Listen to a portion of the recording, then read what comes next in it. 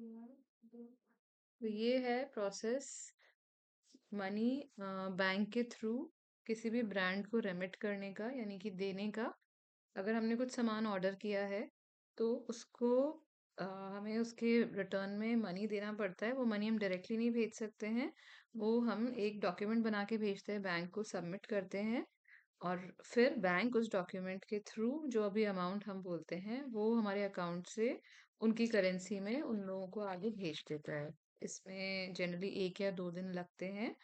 तो वो जो डॉक्यूमेंट हमें भेजना होता है ये उसका प्रोसेस है कि उसमें क्या क्या चेंजेस करने होते हैं। एक टेम्पलेट है हमारे पास में, उस टेम्पलेट के अंदर कंपनी हमें किसको लाइक भेजना है, कहाँ भेजना है, उसके अकॉर्डिंग कुछ चेंजेस करने होते हैं। तो वो चेंजेस क्या हैं वो इस फोल्डर में पड़े हुए हैं। तो जैसे ये 4-5 ब्रांड्स हैं जो हमारी एटलांटिक, सिट्रॉन, इंटेरा, जूक, लैफे, पैरट, इन सब के हिसाब से हमें अलग अलग मतलब सेम लेटर के अंदर नाम चेंज होता है। कंपनी का नाम, उसका अकाउंट, उसका एड्रेस, उसका हम लोग किस मेथड से भेज रहे हैं उनको अमाउंट, लाइक किस कंपनी के थ्रू हम लोग सामान मंगवा रहे हैं, जैसे कि फेडेक्स या डीएचएल या गोंसाई, और कितना अमाउंट है। तो हमें 3 पेजेस का ये डॉक्यूमेंट है, वो एडिट करना होता है।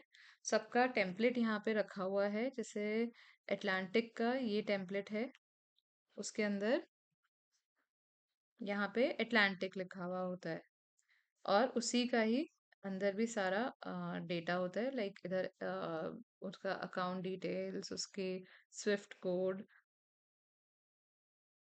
ये सब चीजें इसके अकॉर्डिंग होती है। ऐसे ही हर एक ब्रांड के हिसाब से ये टेम्पलेट्स बना रखे हैं।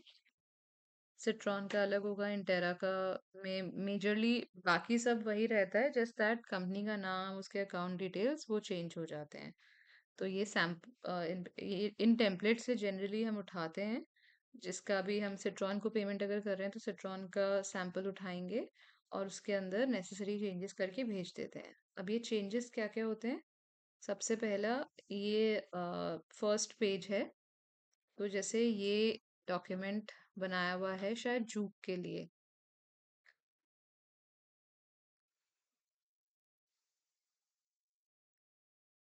ये डॉक्यूमेंट है।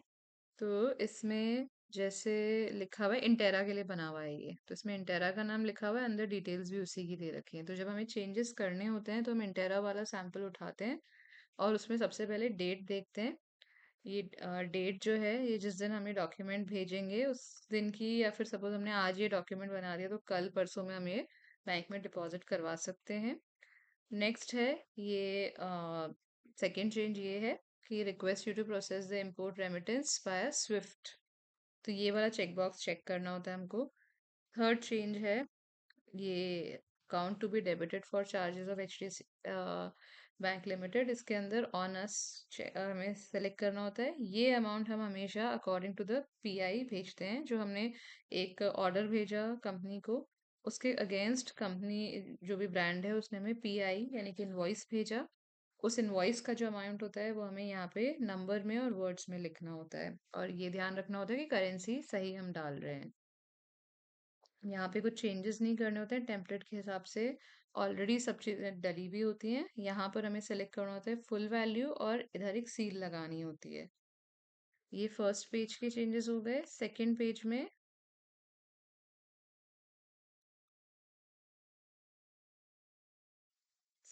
में, हमें एक्सपेक्टेड डेट ऑफ डिस्पैच डालना होता है। तो जैसे हमें डॉक्यूमेंट बना रहे होते हैं उसके 3 4 5 दिन का टाइम लेते हुए हम लोग डिस्पैच डेट डाल देते हैं। जैसे 20 नवंबर को हमें डॉक्यूमेंट बना रहे हैं सपोज, तो मे बी 21 को हम बैंक में सबमिट करेंगे, 21 या 22 तक। तो हम लोग 25 से 27 के बीच का इन जनरल डिस्पैच डेट डालते हैं। बट ये हमेशा एक बार चेक करना सही रहता है कि एग्जैक्टली ये कब डिस्पैच होगा। मे बी ये लोग ये 2 दिन बाद ही डिस्पैच हो जाए, तो चेक कर लो। नहीं तो फिर 2 से 4 दिन का गैप लेकर जिस दिन ये डॉक्यूमेंट बनाया है उस दिन की डेट डाल सकते हैं हम लोग। अगर लाइक 20 नवंबर को ये डॉक्यूमेंट बनाए तो 21 को पेमेंट हो जाएगा, तो 25 तक की या 24 तक की डेट हम इसमें डाल सकते हैं। उससे पहले अगर डिस्पैच हो भी जाता है तो कोई बहुत फर्क नहीं पड़ता है उससे। बट हाँ, बहुत 1-2 महीने बाद की है पहले की डेट्स इसमें नहीं चल सकती हैं। फिर है शिपिंग कंपनी, तो फेडेक्स, कॉन्जाई, डीएचएल, इनमें से कुछ आता है। पोर्ट ऑफ डिस्पैच, ये जनरली टेम्पलेट में रहेगा कि अगर चूक से आ रहा है कुछ तो यूएसए होगा, इंटेरा से कुछ आ रहा है तो टर्की लिखा हुआ होगा, इस्तांबुल या टर्की। तो ये जनरली टेम्पलेट टेक केयर कर लेता है, but still it is important to check this. Destination Delhi रहता है। इनवॉइस नंबर, ये पीआई से लेते हैं हम लोग। डेट कि किस दिन ये इनवॉइस जनरेट हुई थी उसकी डेट, और उसका अमाउंट जो हमने फर्स्ट पेज पे भी भरा था। और फिर और कुछ चेंज नहीं है, बस यहाँ पे एक सील लगानी है। और थर्ड पेज में भी कुछ ज़्यादा चेंजेस नहीं है। यहाँ पे जो फेमा डिक्लेरेशन है उसमें हम फर्स्ट यानी कि नॉट कवर्ड वाला चेक बॉक्स चेक करते हैं और इस पे भी अपनी सील लगाते हैं।